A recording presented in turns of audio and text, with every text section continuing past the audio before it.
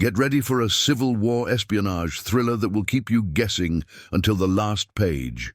When a quiet blacksmith repairs a mysterious device for a traveling stranger, he unknowingly becomes part of a dangerous game of spies and secrets that could change the course of the war. This heart-pounding tale of deception, loyalty, and unexpected romance proves that sometimes the most dangerous encounters happen in the most ordinary places.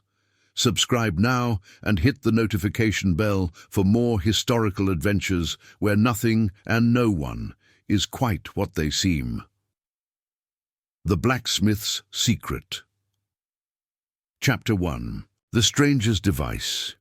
The morning fog clung to the hills around Harper's Ferry like the ghosts of all the battles that had been fought in the borderlands between North and South, where loyalties shifted like the Potomac's currents, and neighbors became enemies overnight. Thomas McKinney worked his bellows in the pre-dawn darkness, building the fire that would sustain another day's labor in the forge that had been his sanctuary since the war began tearing apart everything familiar in his world. At 28, Thomas had inherited both his father's smithy and his father's philosophy of deliberate neutrality in a conflict that demanded men choose sides or risk being destroyed by both. The forge served Confederate and Union forces with equal competence, fixing weapons, shoeing horses, and repairing equipment for whoever could pay in hard currency rather than promissory notes that might prove worthless depending on which army ultimately prevailed. It was a dangerous balance, but one that had kept him alive and prosperous while other men marched away to die for causes they barely understood. The stranger appeared just as Thomas was settling into his morning rhythm, emerging from the fog like a figure from one of the Gothic novels his sister had loved to read before consumption claimed her the previous winter. He was perhaps 35 years old, tall and lean, with the kind of weathered face that spoke of outdoor life and hard experience. His clothing marked him as a traveling merchant or craftsman, well-made but practical garments that could belong to any profession requiring mobility and durability. "Good morning," the stranger called as he approached the forge's open front, his voice carrying the neutral accent of the mid-Atlantic states that revealed nothing about his political sympathies. "I'm hoping you might assist me with a rather unusual repair project." Thomas straightened from the horseshoe he'd been shaping, wiping sweat from his forehead as he studied this unexpected customer. There was something about the man's bearing, alert, careful, constantly assessing his surroundings, that suggested military training despite his civilian clothing. In times like these, such observations could mean the difference between serving a legitimate customer and harboring a spy whose presence could bring unwanted attention from authorities on either side. "Depends on what needs repairing," Thomas replied cautiously. "I'm a blacksmith, not a clockmaker or gunsmith. My skills run to horseshoes, farm tools, and basic metalwork." The stranger smiled, an expression that managed to be both pleasant and somehow guarded. "I believe your skills will be quite adequate for what I need." He reached into the leather satchel he carried and withdrew an object that immediately captured Thomas's complete attention. The device was unlike anything Thomas had ever seen, a cylindrical brass instrument, perhaps 8 inches long and 3 inches in diameter, covered with intricate mechanical details that suggested sophisticated engineering. Gears, springs, and delicate adjustments were visible through carefully crafted openings in the metal housing, while the entire surface was etched with mathematical markings and measurement scales that spoke of precision manufacturing. "What exactly is it?" Thomas asked, accepting the device and turning it over in his hands. The craftsmanship was extraordinary, far beyond anything produced by local artisans and clearly representing significant expense and expertise. "A surveying instrument," the stranger replied smoothly, "used for precise measurement of angles and distances in engineering projects.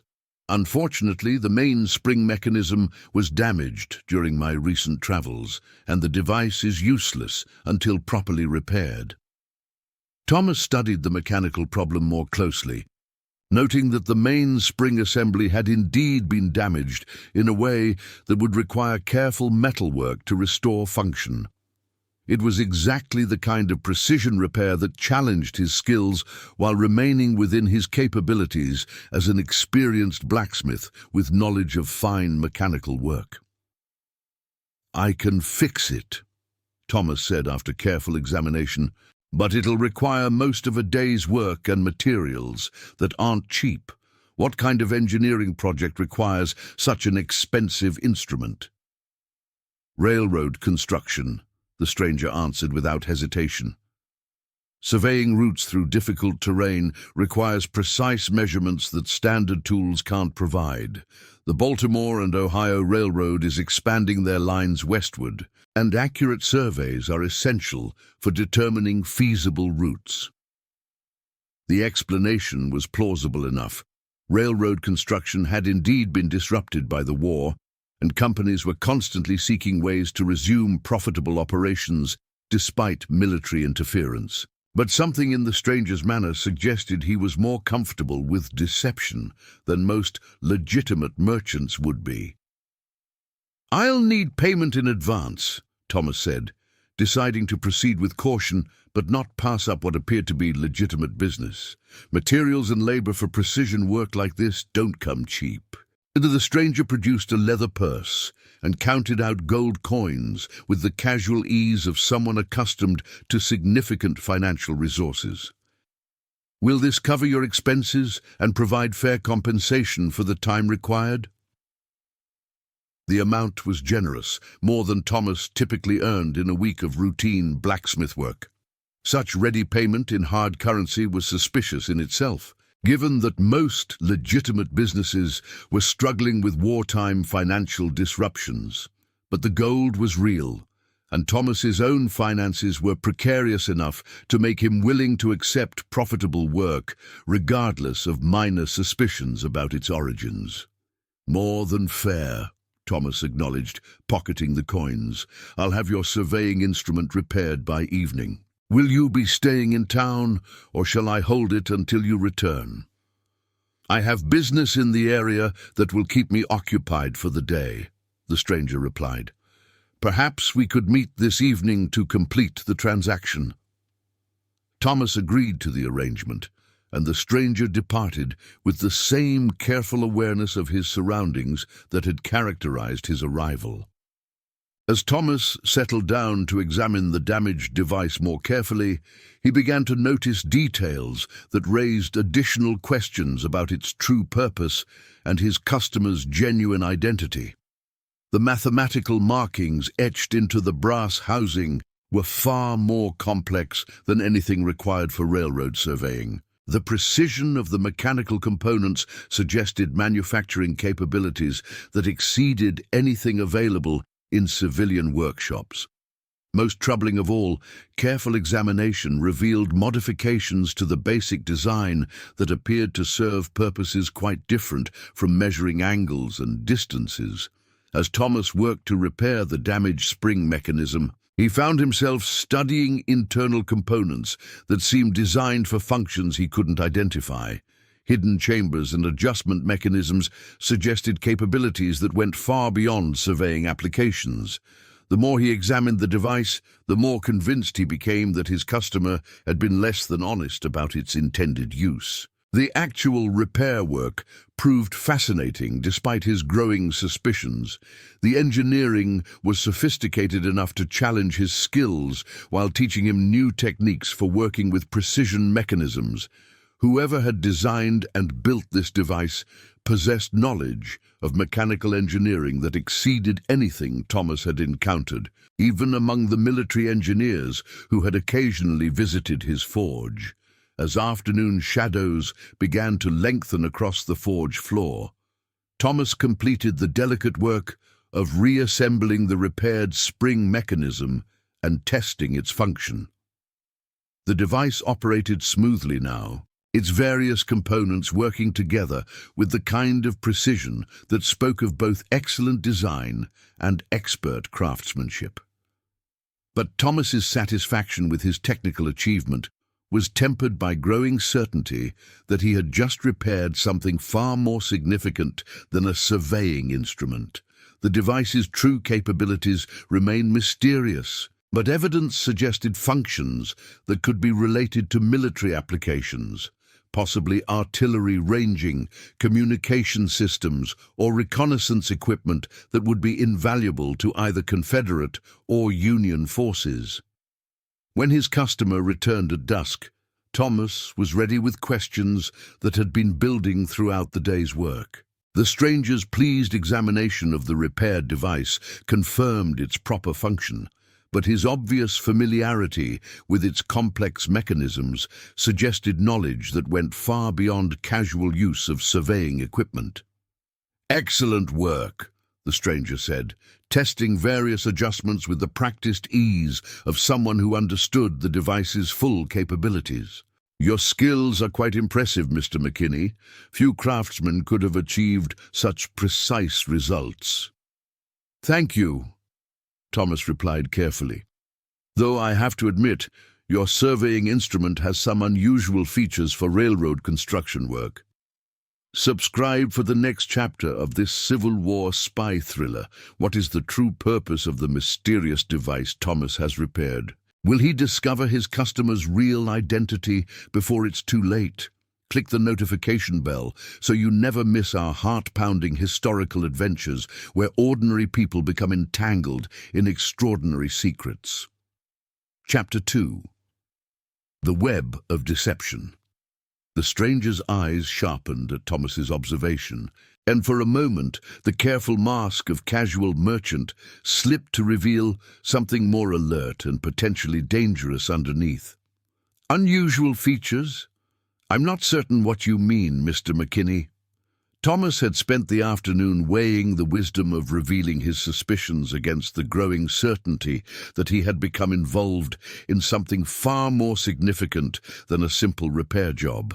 The gold in his pocket argued for discretion, but his conscience demanded honesty about what he had observed during his work on the device. The internal mechanisms include components that seem designed for functions beyond measuring angles and distances, Thomas said carefully. Hidden chambers, adjustment systems, and precision elements that suggest military rather than civilian applications. And B, the admission hung in the air between them, like smoke from a discharged musket, carrying implications that both men understood could prove dangerous depending on loyalties and intentions neither had fully revealed.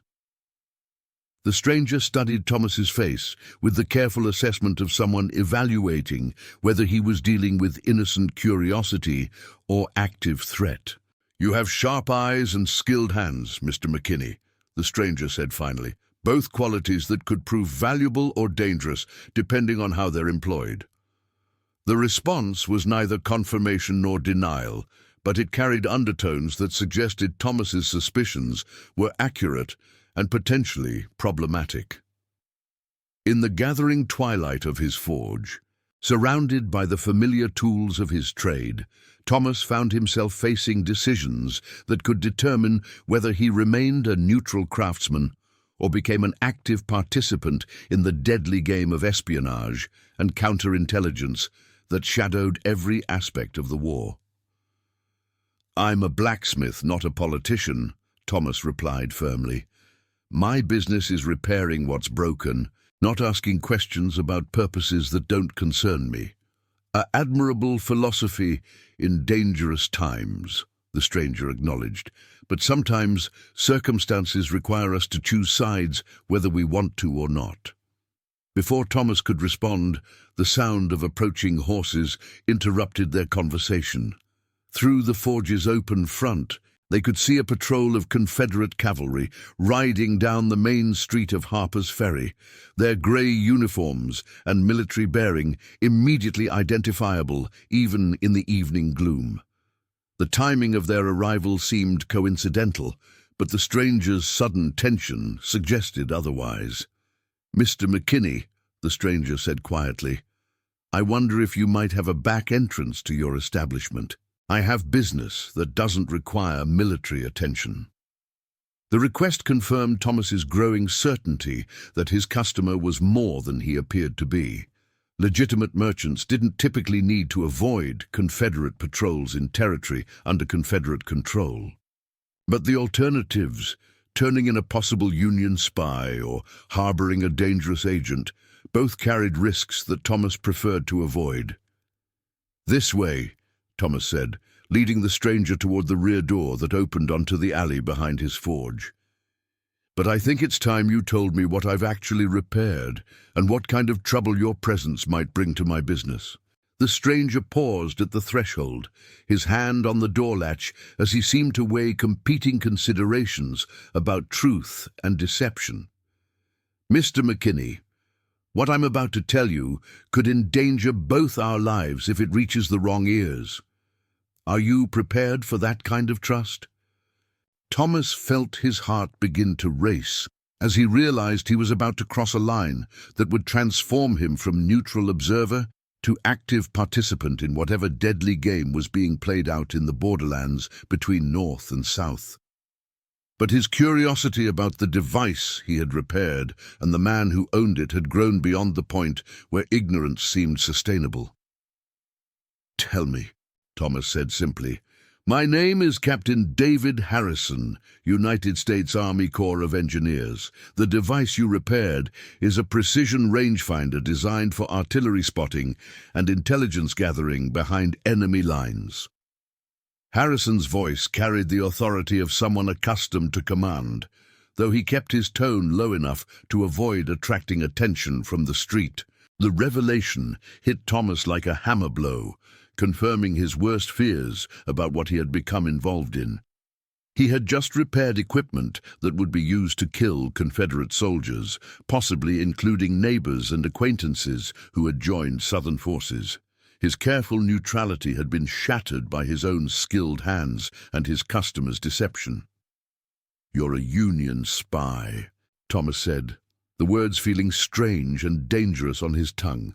"I'm a Union officer conducting reconnaissance operations in hostile territory," Harrison corrected. "The intelligence I gather with that rangefinder could save hundreds of Union lives by providing accurate targeting information for our artillery, and kill hundreds of Confederate lives in the process," Thomas replied, anger beginning to build as he understood the full implications of his unwitting participation in Harrison's mission. Harrison's expression grew serious, but not apologetic. "Mr. McKinney, this war is going to continue until one side or the other achieves decisive victory.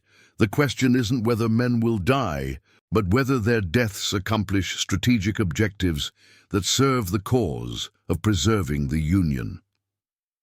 The moral argument was logical but cold, reducing human casualties to strategic calculations that ignored the personal connections and community loyalties that made every death a tragedy for someone. Thomas found himself thinking of neighbors who had joined Confederate forces, young men he had known since childhood who were now potential targets for the artillery that Harrison's device would guide. "I never wanted to choose sides," Thomas said quietly. "Sometimes sides choose us," Harrison replied. "The moment you accepted payment to repair that rangefinder, you became part of this war, whether you intended to or not." The sound of Confederate voices in the street outside grew louder, suggesting that the patrol was conducting a systematic search of buildings along the main thoroughfare. Whether they were looking specifically for Harrison or simply performing routine security sweeps, their presence created immediate danger for everyone involved. "Captain Harrison," Thomas said urgently, "if they find you here with that device, we're both dead. Confederate authorities don't show mercy to spies or the people who harbor them." "I understand the risks, Mr. McKinney. The question is whether you're prepared to honor the repair contract we agreed upon, or whether you intend to turn me over to Confederate authorities." The choice Harrison presented was stark and immediate. Protect a Union spy whose mission would lead to Confederate deaths, or betray a customer whose trust had been given under false pretenses. Either decision would make Thomas an active participant in the war he had been trying to avoid, with consequences that could follow him for the rest of his life. Before Thomas could respond, the sound of boots on the wooden walkway outside his forge announced the arrival of the Confederate patrol at his front door. The commanding voice of a Southern officer called out the formal request for entry that was really a politely worded demand. "Open in the name of the Confederate States of America. We're conducting security inspections of all business establishments in this sector." Thomas looked at Harrison, seeing in the Union officer's eyes the same recognition that the next few minutes would determine both their fates. The rangefinder that Thomas had so skillfully repaired lay between them like evidence of treason, while Confederate soldiers waited outside with the authority to execute spies and collaborators without trial. "Mr. McKinney," Harrison whispered urgently, "I need you to make a choice, now." Thomas felt the weight of history pressing down on him as he realized that his next words would determine not just whether Harrison lived or died, but what kind of man Thomas himself would prove to be when confronted with the ultimate test of character and conviction. The Confederate officer's voice called again, more insistently this time. "Open this door immediately, or we'll open it ourselves." Don't miss the next chapter. What choice will Thomas make when faced with betraying a customer or harboring an enemy spy? How will this confrontation reshape his understanding of loyalty and conscience? Subscribe now and hit the bell icon for more Civil War thrillers where ordinary people face extraordinary moral dilemmas that will define their character forever. Chapter 3. The Price of Conscience. Thomas's decision came not from calculated reasoning, but from instinctive recognition that betraying a man's trust, even an enemy's trust, would destroy something fundamental about his own character that no amount of political justification could restore. Without speaking, he pointed toward a narrow space behind his coal bins, where Harrison could conceal himself and the rangefinder, while Thomas dealt with the Confederate patrol. "Whatever happens, stay silent," Thomas whispered, as Harrison moved quickly toward his hiding place. "If they search thoroughly enough to find you, we're both finished." Today, the Confederate officer's third demand for entry carried the unmistakable threat of forced action, leaving Thomas no choice but to open the front door and face whatever interrogation awaited.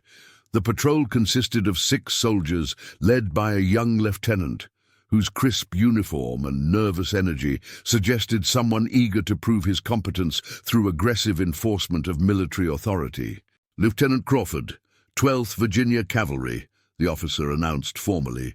"We're conducting security sweeps in response to reports of suspicious activity in this area. I need to examine your premises for evidence of unauthorized personnel or contraband materials."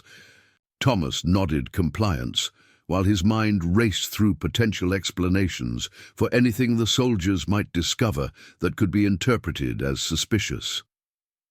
"Of course, Lieutenant.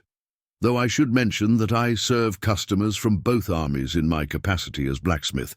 You may find evidence of work performed for Union forces, but that's been done with full knowledge of local Confederate authorities. It was a calculated risk, acknowledging Union connections before they were discovered, while emphasizing the legal and authorized nature of such business relationships." Lieutenant Crawford's expression suggested he was familiar with the complex loyalties that characterized border communities where survival often required serving all sides. "We're aware of your business practices, Mr. McKinney. Colonel Mason speaks highly of your work on Confederate equipment." The lieutenant paused, studying Thomas's face. "However, we've received reports of a Union agent operating in this area, possibly seeking assistance from local merchants or craftsmen." The information sent a chill through Thomas's chest as he realized how close Harrison had come to walking into a trap. Confederate intelligence was apparently aware of Union espionage activities and was conducting systematic searches to locate enemy agents. Harrison's presence in Thomas's forge wasn't coincidental bad luck. It was part of a deadly game where both sides were hunting for advantages that could shift the balance of local military operations. "I haven't seen any suspicious strangers," Thomas replied carefully. "My customers today have been local farmers needing routine repairs." Lieutenant Crawford began a systematic examination of the forge, studying work areas, tool storage, and the various projects that represented Thomas's daily business.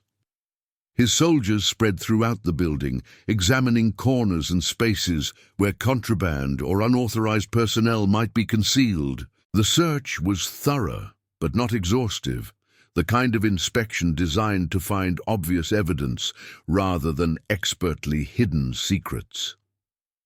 As the minutes passed without discovery of Harrison's hiding place, Thomas began to hope that the patrol would complete their search without incident. But Lieutenant Crawford's examination of the forge's work areas was revealing evidence that raised uncomfortable questions about recent activities. "Mr. McKinney," the lieutenant said, holding up metal filings and spring components that had been scattered during Thomas's work on the rangefinder, "what kind of precision mechanism were you repairing today? These materials suggest work on delicate instruments rather than routine blacksmith projects." Thomas felt his mouth go dry as he realized that the evidence of his most recent work was scattered across his workbench like accusations waiting to be properly interpreted. The metal filings and component pieces clearly indicated work on sophisticated mechanical devices that went far beyond normal blacksmith repairs. "A traveling merchant brought me a damaged surveying instrument this morning," Thomas replied, sticking as close to Harrison's cover story as possible. "Railroad surveying equipment that had been damaged during transport. Precision work, but legitimate business." Lieutenant Crawford studied the evidence more carefully, his expression showing growing suspicion as he recognized that the material suggested capabilities beyond simple surveying applications. "Mr. McKinney, I'm familiar with railroad surveying equipment from my engineering studies before the war. These components appear more sophisticated than anything used for civilian construction projects." The observation was astute and dangerous, revealing that Lieutenant Crawford possessed knowledge that could expose both Harrison's mission and Thomas's unwitting participation in it. Thomas found himself searching for explanations that would satisfy Confederate suspicions without revealing the truth that could prove fatal for both of them. The merchant mentioned that his equipment was designed for difficult terrain surveys, Thomas offered. "Mountain railroad construction requires more precise instruments than standard surveying projects." "Indeed," Lieutenant Crawford mused, continuing to examine the metal fragments with obvious expertise. "And where is this sophisticated surveying instrument now? If the repair was completed, surely the merchant returned to collect his equipment." Thomas felt the trap closing around him as he realized that Lieutenant Crawford's questions were designed to reveal inconsistencies in his story. A completed repair project should have resulted in the customer collecting his equipment and departing the area. The absence of both the device and its owner suggested that something more complex was occurring than routine business transactions. "He said he had business in town that would keep him occupied until evening," Thomas replied, hoping that his nervousness could be attributed to natural anxiety about Confederate interrogation, rather than guilt about harboring an enemy spy. "Business in town?" Lieutenant Crawford repeated thoughtfully. "Mr. McKinney, would you be surprised to learn that we've spoken with every merchant and business owner in Harper's Ferry today, and none report conducting transactions with any traveling surveying specialists?" The revelation confirmed Thomas's growing fear that Harrison's cover story was unraveling under systematic Confederate investigation. Lieutenant Crawford's questions weren't random inquiries, but part of a coordinated effort to identify and capture Union agents operating in Confederate territory. Thomas's answers were being evaluated against information gathered from other sources, creating a web of evidence that could prove damning despite his attempts at deception. Before Thomas could formulate a response, one of the Confederate soldiers called out from near the coal bins, "Lieutenant, I found something back here that you need to see." Thomas felt his heart stop as he realized that Harrison's hiding place had been discovered. The next few moments would determine whether his decision to protect the Union spy would result in both their executions or whether some miracle might still preserve their lives. Lieutenant Crawford moved quickly toward the soldier's position, his hand resting on his pistol as he prepared for potential confrontation with whoever might be concealed behind the coal bins. Thomas followed with growing dread, knowing that within moments the careful deceptions that had protected them would be exposed with potentially fatal consequences. But what the soldier had discovered wasn't Harrison or his rangefinder. It was a cache of Confederate documents and gold coins that Thomas had hidden months earlier when Confederate authorities had demanded tax payments in hard currency. The discovery was embarrassing and potentially problematic, but it wasn't treasonous. "Mr. McKinney," Lieutenant Crawford said sternly, "failure to report currency holdings to Confederate tax authorities is a serious offense. You could be charged with financial crimes that carry significant penalties." Thomas felt relief flood through him as he realized that the patrol's discovery had nothing to do with Harrison's presence or the Union spy mission. "Lieutenant, I wasn't trying to evade taxes. I've been saving money to pay the assessments, but Confederate currency fluctuations make it difficult to know exactly how much will be required."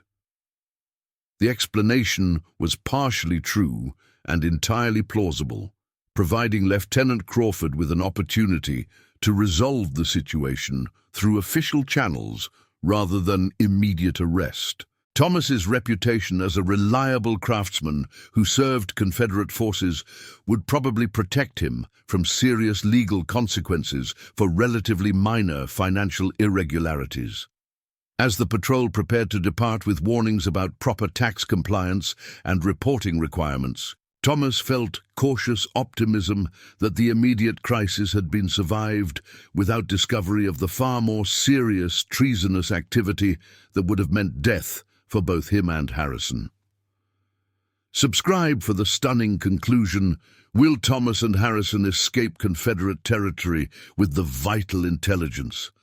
How will this dangerous encounter change both their lives forever? Hit the notification bell for the final chapter of this Civil War spy thriller that proves courage often means choosing conscience over safety.